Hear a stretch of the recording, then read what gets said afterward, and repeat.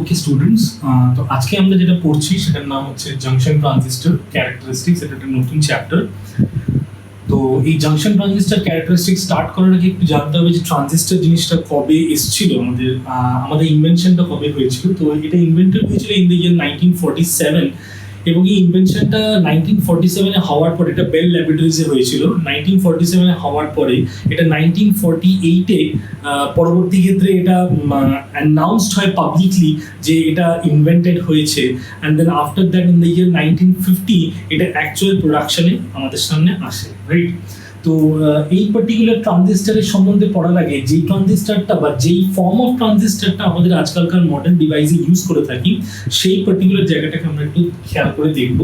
তো সেটা হচ্ছে বেসিক্যালি জাংশন ট্রানজিস্টার। তো জাংশন ট্রানজিস্টার কি জিনিস আগে সেটা জানা যাক। যে জাংশন ট্রানজিস্টার মানেটা কি? জাংশন ট্রানজিস্টার হচ্ছে এমন একটা ট্রানজিস্টার যেটা সেমিকন্ডাক্টর দিয়ে তৈরি অবভিয়াসলি, এবং সেমিকন্ডাক্টরের যে প্লেসমেন্টটা সেটা কিরম মতন হচ্ছে না, ভাবা যাচ্ছে যে কোনো একটা ন্যারো থিন পি লেয়ার মাঝখানে আছে এবং দু সাইডে যেন দুটো এন টাইপ লেয়ার আছে, এবং পি লেয়ারটা যেন দুটো এন টাইপ লেয়ারের মাঝখানে যেন স্যান্ডউইচড হয়ে আছে, মানে মাঝখানে যেন আটকে আছে।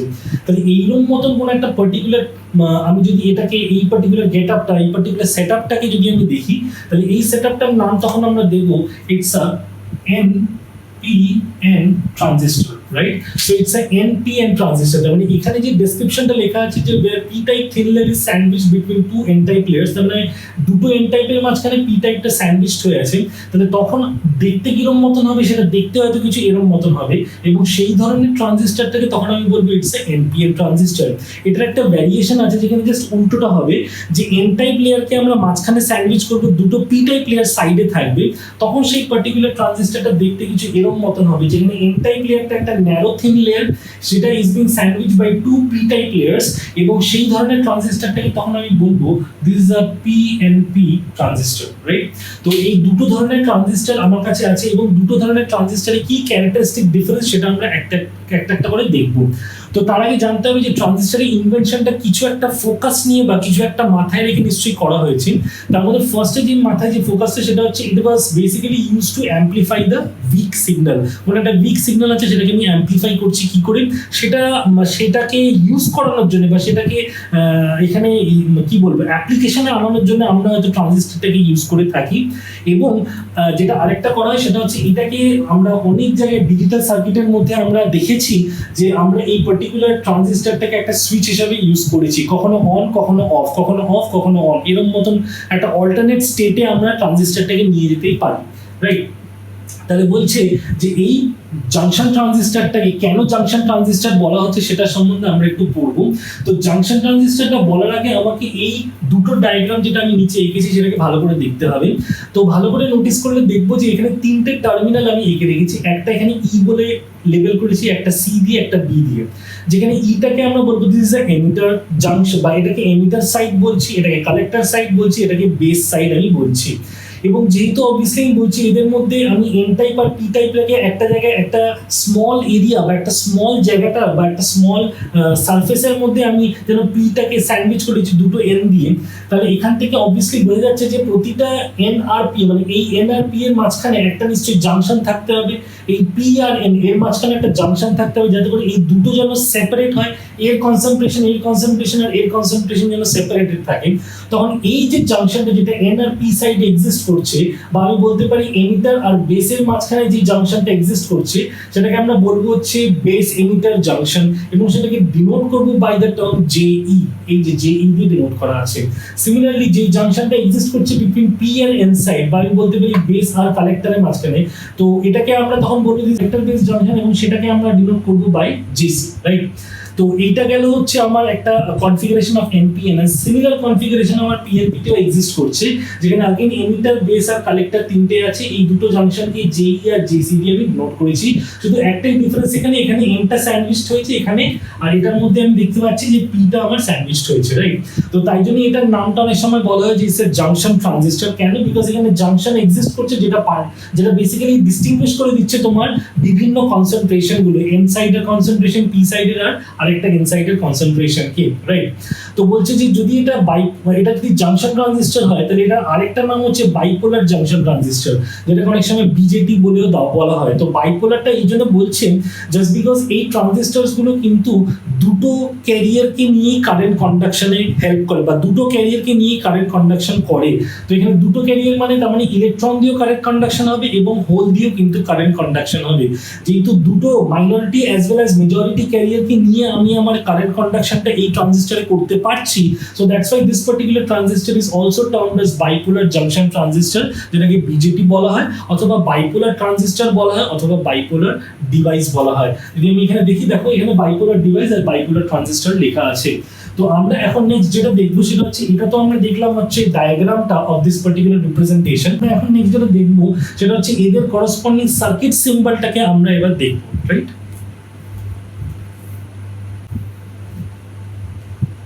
তো আমরা এখন নেক্সট যেটা দেখছি সেটা হচ্ছে যে এই করসপন্ডিং যে আমরা এই ডায়াগ্রামটা দেখেছি তার করসপন্ডিং আমরা যেটা দেখছি সেটা হচ্ছে সার্কিট সিম্বলটা দেখছি। তো এনপিএন এর সার্কিট সিম্বল কিছু এইভাবে রিপ্রেজেন্টেড হয় অ্যান্ড পিএনপি সার্কিট সিম্বল কিভাবে এইভাবে রিপ্রেজেন্টেড হয়, রাইট? তো আমরা এখানে ভালো করে নোটিস করলে বুঝতে পারবো যে এই দুটো ডায়াগ্রামের মধ্যে লেবেলিং কিন্তু আমরা সেম করেছি, সার্কিট সিম্বলটাও কিন্তু সেম, বাট একটা জায়গায় ডিফারেন্ট, যেখানে অ্যারোটা আউটগোয়িং আর এটা হচ্ছে ইনওয়ার্ড, মানে ভেতরের দিকে হচ্ছে।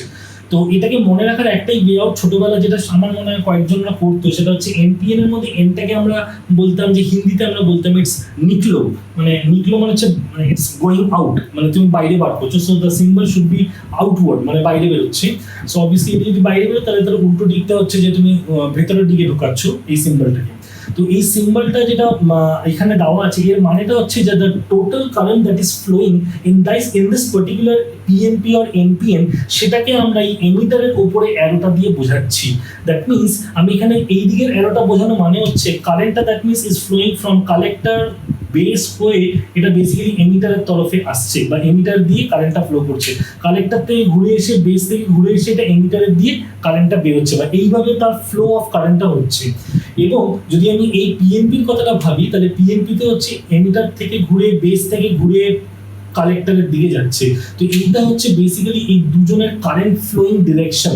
তো এই কারেন্ট ফ্লোয়িং ডিরেকশনটাকে আমরা এমিটারের যেই লাইনটা আছে বা এমিটারের জন্য যে আমরা এখানে লাইনটা টেনে রেখেছি তার উপরে অ্যারোটা দিয়ে আমরা বোঝাই যে কারেন্ট ফ্লোয়ের ডিরেকশনটা এই দুটো ট্রানজিস্টরের মধ্যে কিভাবে ডিফারেন্ট হচ্ছে। তো এই এমিটার বেস আর কালেক্টরকে যদি একটু মানে একটু আর একটু ডেপথে ঢুকি তাহলে বুঝবো যে এমিটার এটা ইজ বেসিক্যালি হাইলি ডোপড এবং কালেক্টরটাও প্রচন্ড হাইলি ডোপড। তার মানে এই সাইড আর এই সাইড বা এই সাইড আর এই সাইড দুজন কিন্তু হাইলি ডোপড থাকে, এবং হাইলি ডোপড থাকার জন্য তো অবভিয়াসলি বুঝতে পারছো এই ইনসাইড আর এই দুটো ইনসাইডে যে কনসেন্ট্রেশন অফ ইলেকট্রনস, তার মানে এরা অতিরিক্ত ফ্রি চার্জ ক্যারিয়ার্স অনেক ঘুরে বেড়াচ্ছে। Similarly in case of P the free charge holes, বা আমি বলতে পারি ফ্রি হোলস, বা কি বলবো লুজলি কানেক্টেড হোলস, কোভ্যালেন্ট বন্ডে অত স্ট্রংলি কানেক্টেড নয়, লুজলি কানেক্টেড হোলস প্রচন্ড ভাবে এক্সাইটেড অবস্থায় বসে আছেন, রাইট? তো এই গেল আমার দুটো সাইডে, এবং এমিটারটা ইজ মানে জেনারেলি ইটস বেসিক্যালি কি বলবো responsible for supplying the charge carrier, and collector is basically use for accepting the charge carrier. And মাঝখানে যে বেস রিজিয়নটা আছে যেটা এই ক্ষেত্রে পি আর এই ক্ষেত্রে এন, সেটা খুব লাইটলি ডোপড করা থাকে এবং এই রিজিয়নটাও খুব ন্যারো। দ্যাট মিনস কোনো একটা সময় যদি এইখানকে ইলেকট্রন যদি এখানে জাম্প করতে হয় তার মানে খুব একটা বড় ব্যারিয়ার এনার্জিকে ক্রস করতে হবে না, বিকজ ব্যারিয়ার এনার্জিটা অনেকটাই ছোট, যেটা হচ্ছে মাঝখানের পি সাইড। তো অবভিয়াসলি এবার আমরা দেখবো যে যদি আমরা এর মধ্যে ব্যাটারি কানেক্ট করি তাহলে সেটার কানেকশনের রেসপেক্টে কি কি দাঁড়াচ্ছে, এবং আমরা দেখবো যে এই ট্রানজিস্টরটা কিরম ভাবে অপারেশন গুলো করে বা কতগুলো ভাবে অপারেশন করতে পারে সেটা আমরা ওয়ান বাই ওয়ান করে এখন দেখবো। ওকে, তো এখন আমরা যেটা নেক্সট দেখছি সেটা হচ্ছে এই পার্টিকুলার ট্রানজিস্টরটা কোন রিজন অফ অপারেশনে কাজ করতে পারে, রাইট? তো এখানে আমরা রিজন অফ অপারেশন দেখো তিনটে লিখেছি, একটা অ্যাক্টিভ রিজন, একটা স্যাচুরেশন রিজন আর একটা কাট অফ রিজন। তো এই কাট অফ রিজন, এই তিনটে রিজন লেখার পর আমরা দেখো দুটো কলম বানিয়েছি, একটা এমিটার বেস আর একটা collector base, right? Emitter base মানে হচ্ছে এই জায়গাটা আর কালেক্টর বেস মানে হচ্ছে এই জায়গাটা, রাইট? তো বলছে কোথায় কিরম মতন কানেকশন দিলে তার মানেটা কি গিয়ে দাঁড়াচ্ছে সেটা জানতে হবে। তো অ্যাক্টিভ রিজন মানে কি? Active reason of a transistor মানে হচ্ছে যখন ট্রানজিস্টর অ্যাকচুয়ালি ওয়ার্ক করা স্টার্ট করছে বা কাজ করা স্টার্ট করছে, সেটা হচ্ছে basically active reason. Saturation reason মানেটা কি? স্যাচুরেশন রিজন মানে হচ্ছে সেই জায়গাটা অফ ট্রানজিস্টার যেখানে নাকি ট্রানজিস্টার তার ম্যাক্সিমাম কারেন্টটা প্রডিউস যেটা করতে পারে, সেটা হচ্ছে ট্রানজিস্টারের ম্যাক্সিমাম হাইট যেটা পৌঁছাতে পারে কারেন্টের, সেটা হচ্ছে আমার saturation reason. And cut off reason মানে হচ্ছে ট্রানজিস্টার হ্যাজ স্টপড ওয়ার্কিং, তাহলে সেই জায়গাটা হচ্ছে আমার কাট অফ রিজন। তো বলছে আমি এই তিনটে রিজনে কাজ করাতে যদি আমার ট্রানজিস্টারকে চাই, তাহলে আমি কিরম ধরনের কানেকশন এমিটার বেস আর কালেক্টর বেসে দেবো যাতে করে এই রিজনগুলোর মধ্যে দিয়ে যেন আমি যেতে পারি, রাইট? তো আমাকে কি করতে হবে, যদি অ্যাক্টিভ রিজনে কাজ করাতে আমি ম্যাক্সিমাম কারেন্ট দেখতে চাইছি না, আমি দেখতে চাইছি there should be a flow of current through the entire transistor that has not to be the maximum value of the current, but যদি সেটাকে ফ্লো করাতে হয়, কারেন্টটাকে ওয়ার্কিং অবস্থায় ট্রানজিস্টারে আনতে হয়, তাহলে এমিটার বেস জাংশনটাকে আমি কি করব, আমি তাকে ফরওয়ার্ড বায়াসড করব। আমি এখানে এফবি লেখা মানে কিন্তু ফেসবুক নয়, দিস ইজ ফরওয়ার্ড বায়াসড বলে আমি লিখছি, ঠিক আছে? এটা আমার নিজের সুবিধার জন্য এফবি লিখছি, তোমরা এটাকে লিখবে না, মানে পরীক্ষা হলে তোমরা এটাকে লিখতে যাবে না this is a forward biased বলে স্ট্রেট আমি এফবি লিখে দিচ্ছি, it should not be like that. আমি এটা বোঝানোর জন্য জাস্ট লিখছি ফরওয়ার্ড বায়াসড। আর কালেক্টর বেস জাংশনটা হচ্ছে রিভার্স বায়াস আরবি, রাইট? তার মানে এই জায়গাটাকে যদি আমি ফরওয়ার্ড বায়াস করি, অবভিয়াসলি যখন আমি এই কথাগুলো বলছি এটা কিন্তু দুটো ট্রানজিস্টারের জন্যই কিন্তু বলছি, এরকম কোনো ব্যাপার নেই যে এটা কোনো একটা স্পেসিফিক ট্রানজিস্টারের জন্য আমি বলছি।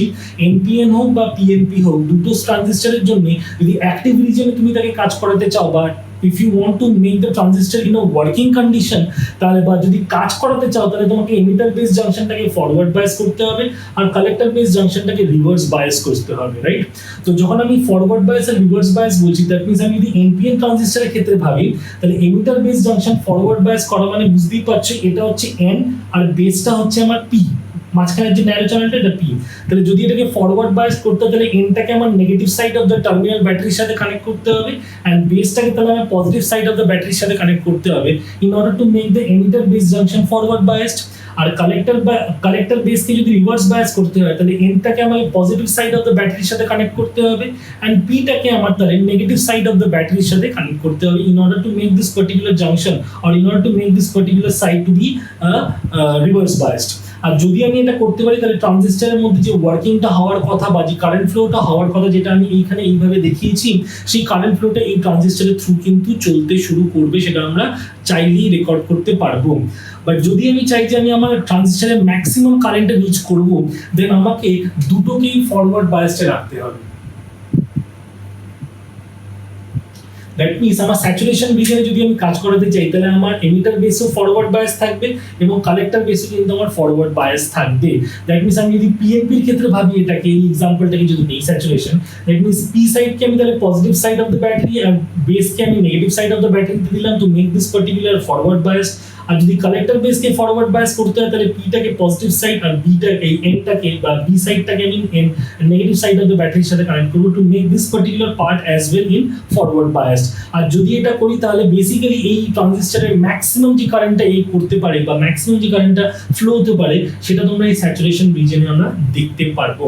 And lastly cut off reason, যদি কাট অফই করতে হয়, তাহলে অবভিয়াসলি আমাকে বন্ধ করতে হবে। And if I want to stop working, then আমাকে দুটোকে রিভার্স বায়াসড করে রাখতে হবে। দ্যাট মিনস এই সাইডটাকে রিভার্স বায়াস করবো, এটাকে রিভার্স বায়াস, এটাকে রিভার্স বায়াস, এটাকে রিভার্স বায়াস। আর যদি করি, তাহলে আমি কাট অফ রিজনে পড়ে আছি। দ্যাট মিনস এই তিনটে রিজন অফ অপারেশন একটা ট্রানজিস্টারের হয়ে থাকে, এবং এই ট্রানজিস্টারের এই রিজনে কখন কিভাবে কাজ করাবো বা কি করে কানেকশনটা বা কিরম মতন কানেকশন করলে এই রিজনে এইভাবে কাজ হবে, সেগুলোর ডেসক্রিপশন এই টেবিলের মধ্যে আশা করি জিনিসটা বোঝাতে পারলাম।